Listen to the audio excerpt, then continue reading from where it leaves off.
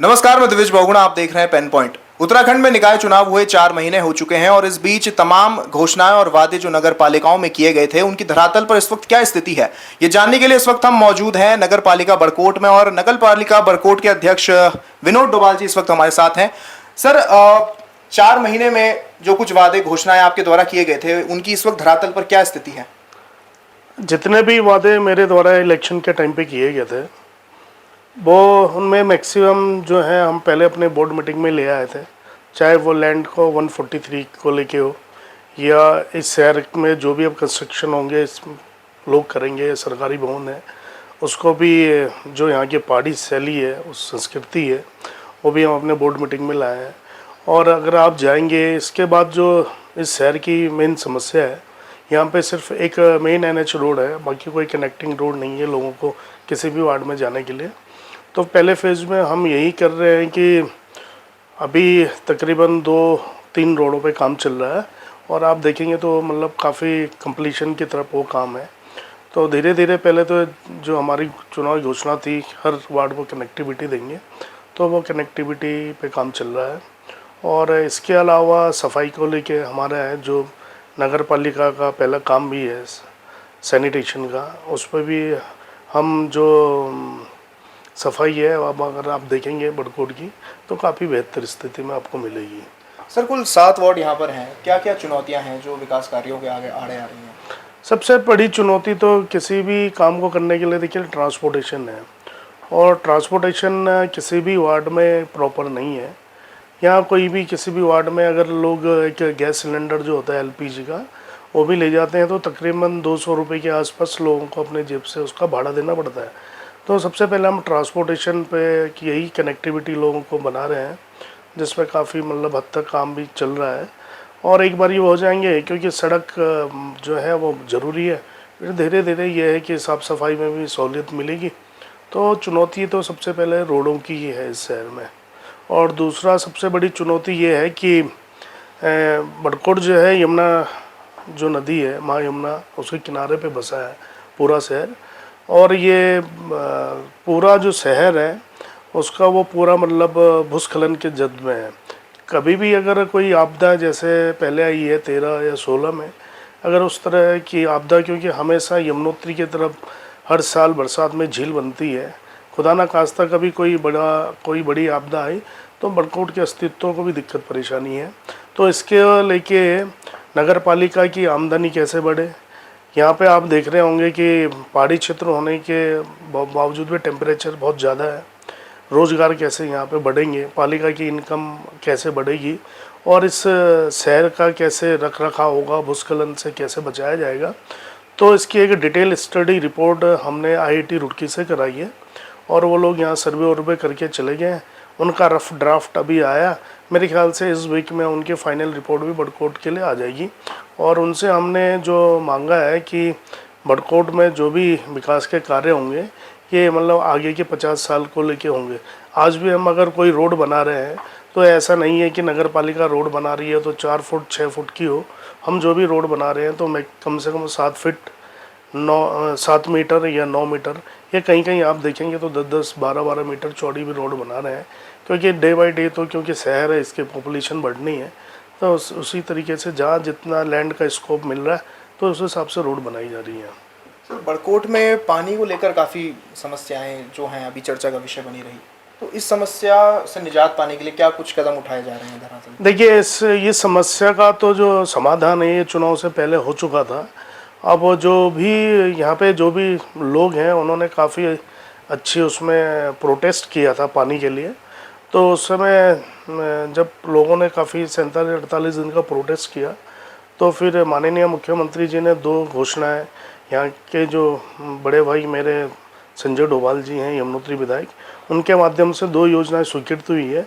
एक योजना कंप्लीट हो गई है, एक योजना में थोड़ा सा एक गांव बीच में है कंसरू जहाँ से पानी को टैप किया जाना है, थोड़ा सा उसमें डिस्प्यूट है तो वो भी बात चल रही है। उस संबंध में परसों भी शुक्रवार को भी उप जिलाधिकारी से बात हुई थी, तो जल्दी से अगले मतलब और ऑलमोस्ट इस बारी मतलब लोगों को पानी की शिकायत नहीं है, सिर्फ 7 नंबर वार्ड को छोड़ा जाए तो और उसके लिए भी कार्य चल रहा है। तो अब पानी का समस्या नहीं है बड़कोट के वासियों को।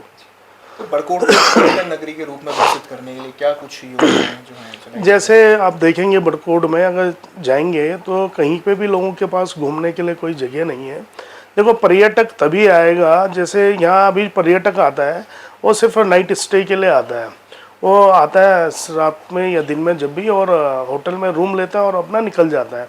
हम बड़कोट में एक डंपिंग जोन है, वहाँ पे एक पार्क डेवलप कर रहे हैं बच्चों के लिए, एक बोटिंग एरिया, एक कमर्शियल स्विमिंग पूल और एक क्लॉक टावर बनाने का हमने अपने बोर्ड प्रस्ताव में भी रखा है।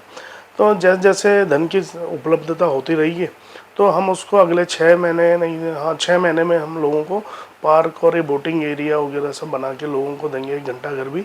और ताकि लोग जब आए शहर में तो कम से कम उनके पास एक सुंदर सी जगह घूमने फिरने के लिए। तो जब आदमी यहाँ टूरिस्ट आता है और जब वो शहर को घूमेगा तो फिर उसके बाद बहुत अच्छे अच्छे पॉइंट हमारे यहाँ पे हैं। अगर रोड कनेक्टिविटी जहाँ बन रही है, एक जगह सुसाइड पॉइंट भी है, बहुत अच्छा व्यू भी है उस एरिया से।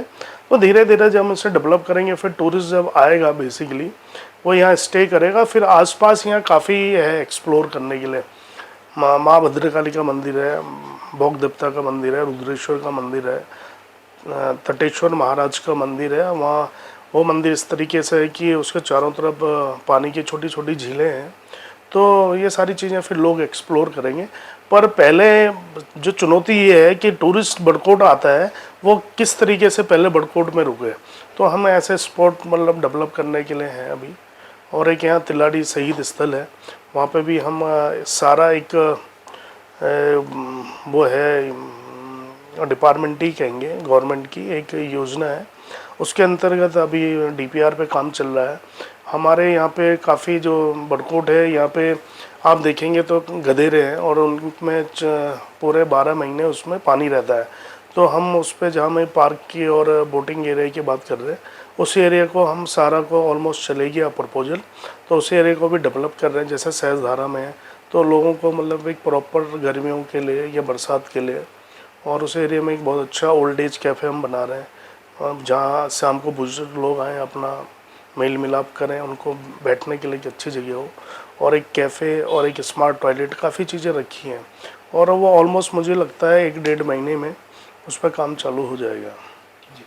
सर, आपकी चुनावी घोषणा के दौरान यमुना रिवर फ्रंट जैसी एक महत्वाकांक्षी योजना क्या बात की गई थी, तो इस योजना को लेकर क्या कुछ कदम उठाए जा रहे हैं? हाँ, जो आईआईटी रुड़की से मेरा सर्वे कराने का जो ये था उसका सबसे बड़ा मकसद यही है कि जो माँ यमुना है, अगर क्योंकि जो भूस्खलन होता है बड़कोट में वो यमुना की वजह से होता है, तो हम ये चाह रहे हैं कि जो रिवर फ्रंट हम की बात करते हैं, जो हमारी प्रोटेक्शन वाल होगी उसी वाल को हम इस तरह से डिज़ाइन करेंगे कि वो एक रिवर फ्रंट की तरफ भी यूज़ होगी। अब देखिए नगर पालिका के पास अपनी इतनी आमदनी नहीं है और ना उसके इतनी आमदनी नहीं है और ना उसको इतना फंड मिलता है कि वहाँ रिवर फ्रंट, क्योंकि सैकड़ों करोड़ रुपए का प्रोजेक्ट होता है। तो लेकिन क्योंकि बड़कोट की जो स्थिति है, अगर ये इस पर अभी कोई ध्यान नहीं देगा तो इस शहर की उम्र मुझे लगती नहीं है जिस स्पीड में भूस्खलन हो रहा है यमुना नदी की तरफ, तो ऑटोमेटिकली 50 साल में शहर वैसे ख़त्म हो जाएगा। तो उसके लिए जायज़ से आज हम हैं, कल कोई और आएगा तो उसके लिए कदम उठाएंगे। तो फिर जो डेवलपमेंट वर्क होगा उसी को मतलब अगर गवर्नमेंट की कोई चीज़ पैसा लगता है तो वो एक तो हमारे लिए प्रोटेक्शन का काम करेगा और दूसरा वो इस शहर के लिए आय का स्रोत भी बनेगा। तो हम उसको इस तरह से प्लान किया है। वो सर, यमुना घाटी में बेरोजगारी भी एक बड़ी समस्या है, तो किस तरह से स्वरोजगार की संभावना यहाँ पे उत्पन्न की जा सकती है? स्थानीय युवाओं को किस तरह से जोड़ा जा सकता है स्वरोजगार के? वैसे तो देखिए ये जो यमुना घाटी है ये वैसे गलत कॉन्सेप्ट है कि बेरोजगारी यहाँ पे ज़्यादा है। इस एरिया में शायद उत्तराखंड का पहला क्षेत्र होगा रवाई घाटी, जिस घाटी में कैश क्रॉप बहुत बड़ी तादाद में होती है। अब वो इस तादाद में नहीं होता है कि लोग फिर उस पैसे से बहुत कुछ कर पाए, लेकिन इस तादाद में होता है कि लोगों को सफिशेंट उससे अपना आजीविका गुजारने को हो जाता है। तो और दूसरा फिर माँ यमुना का ये रवाई घाटी के ऊपर बहुत बड़ा आशीर्वाद है। जो हमारी यात्रा चलती है 4 धाम, उसका प्रथम जो है द्वार है वो यमुनोत्री है, और इस एरिया के 80% लोगों की आजीविका माँ यमुना के दर्शन और माँ यमुना पे भी डिपेंड है। तो फिर हमारा जो रोडों को लेके जो सोच है बेसिकली वो, और 143 जो हमने लैंड का जो बोर्ड मीटिंग में पास करा, उसको लेके हमारी सोच यही है कि स्वरोजगार का स्कोप यहाँ सबसे ज़्यादा पर्यटन का है। माँ यमुना तो है ही है, हमारे आसपास बहुत अच्छे अच्छे बुग्याल हैं, मंदिर है, तो बहुत अच्छा डेवलप हो सकता है। तो रोड हमने एक कंसेरू गांव को एक रोड जाती है नगर पालिका से, उस रोड का भी हमने माननीय विधायक जी के पत्र के माध्यम से पीडब्ल्यूडी को डीपीआर बनाने को कहा है कि उसको भी वो दुबाटा में जोड़े, और सरूखेत से पौटी रोड, क्योंकि जब लोगों के पास रोडें होंगी तो कुछ ना कुछ। और पूरा बड़कोट में आप देखेंगे राइट हैंड साइड चाहे लेफ्ट हैंड साइड में माँ यमुना का बहुत अच्छा मतलब व्यू देखने को मिलता है। तो लोग पर्यटन की तरफ भी एक मतलब स्वरोजगार का यहाँ पे स्कोप है, तो उसकी इसीलिए हमारा रोडों पे ज़्यादा वो है कंसंट्रेशन कि लोग अपना होम स्टे करें या फिर मतलब होटल या कुछ भी करें, तो यही कोशिश है उसके लिए। सर, अगर आपका बैकग्राउंड देखा जाए तो आप एक उद्यमी के तौर पर स्थापित हैं, राजनीति में आने का कैसा विचार है? लेकिन राजनीति में आने का कोई ऐसा विचार नहीं है, और आज भी कोई हम राजनीति नहीं करते हैं। ये हमारे जो दादा लोग हैं पीछे से, हमने उनको देखा है, उनको भी लोगों की समस्याओं से जूझते हुए देखा है। तो धीरे धीरे भाई ने निर्णय लिया कि वो इलेक्शन लड़ेंगे, विधायक बन गए। अब क्योंकि हम लोगों का एकाकी परिवार है, जो घर के बुजुर्ग हैं, भाई हैं, पापा हैं, मम्मी हैं, जो डिसीजन ले लेते हैं तो उसी के हिसाब से चलना है। तो ये कि भाई के ऊपर बड़ा प्रेशर रहता है, तो एक उनके सपोर्ट करने के तौर पे, क्योंकि इलेक्शन में तो हम एक्टिव रहते ही हैं, और इलेक्शन के बाद नहीं रह पाते हैं, क्योंकि जब इलेक्शन बीत जाता है तो उसके बाद क्या होता है एक्चुअली कि हमारा बहुत ज़्यादा रोल नहीं रह पाता, क्योंकि हमारे पास कोई ऐसी चीज़ होती नहीं है जिससे हम लोगों को सीधा सा राहत दे पाए। तो क्या है कि जब सब कुछ मैनेजमेंट वगैरह जब धरातल पे जो छोटे भाइयों का काम होता है हम देखते हैं, तो फिर ये है कि कुछ कल को हाथ में रहेगा। तो इसीलिए सोचा चलो नगर पालिका के इलेक्शन लड़ लेंगे, कुछ चीज़ें रहेंगी लोगों को मदद करने के लिए, काम करने के लिए, तो कर पाएंगे। तो इसीलिए बस।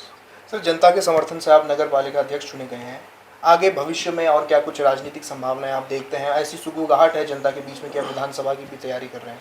नहीं, देखिए सबसे बड़ी बात यह है कि मेरे को जितना भी भगवान ने दिया, मेरे परिवार ने दिया, एक तो मैं उससे 100% सेटिस्फाइड हूँ कि मुझे जितना कुछ भी मिला। मैं अगर आज नगर पालिका अध्यक्ष हूँ, या मैंने जो व्यापार में मैंने जो कुछ भी कर पाया, या राजनीति में आज मैं अध्यक्ष हूँ, तो उससे मैं सेटिस्फाइड हूँ। और रही विधानसभा की बात, तो उसका कहीं दूर दूर तक कोई औचित्य नहीं बनता है, क्योंकि हमारे लिए पहले घर परिवार हैं, संस्कार हैं। ये तो राजनीतिक पद है, जब इच्छा होगी तो पालेंगे, कोई बहुत बड़ी बात नहीं है। सर, अगले 5 सालों में नगर पालिका बड़कोट के लिए क्या कुछ विजन है? नगर पालिका बड़कोट के लिए हमारा यही है कि हर वार्ड तक को हम कनेक्टिविटी का प्रॉपर, हमारे पास अपना एक प्लान बन चुका है। हर वार्ड को हम प्रॉपर कनेक्टिविटी देंगे, और ऑलमोस्ट सर्वे तो हमने सबका कर चुके हैं। बल्कि एक रोड अभी जिला योजना से भी प्रस्ताव भेजा था, तो माननीय जिलाधिकारी हैं, तो उन्होंने वो स्वीकृत करी है, उसका फंड अभी आया नहीं है। तो एक तो सबसे पहले कनेक्टिविटी अगर लोगों को रहेगी, ट्रांसपोर्टेशन सहूलियत मिलेगी। दूसरा, क्योंकि जितनी नगर पालिका के जो सर्वे, एक तरह से कोई राजनीतिक पद नहीं है मेरे हिसाब से पालिका के, एक तरह का शहर का सर्विस प्रोवाइडर है। तो लोगों को जैसे पानी हो गया, बिजली हो गया, साफ़ सफाई हो गया, से जितना बेहतर कर पाएंगे वो करेंगे। और जितना कुछ भी मतलब रमाई घाटी के लोगों के लिए हमें जहाँ भी जाना पड़ेगा, तो हम उस स्तर पर जाएंगे। बहुत बहुत शुक्रिया सर। ये थे हमारे साथ नगर पालिका बड़कोट के अध्यक्ष विनोद डोभाल जी, जिनका कहना है कि सड़क निर्माण कार्य और तमाम विकास परियोजनाओं का काम नगर पालिका बड़कोट में किया जा रहा है। आगे देखना होगा भविष्य में आगे क्या कुछ संभावनाएं नगर पालिका बड़कोट में उत्पन्न होती हैं। तब तक के लिए देखते रहें पेन पॉइंट। नमस्कार।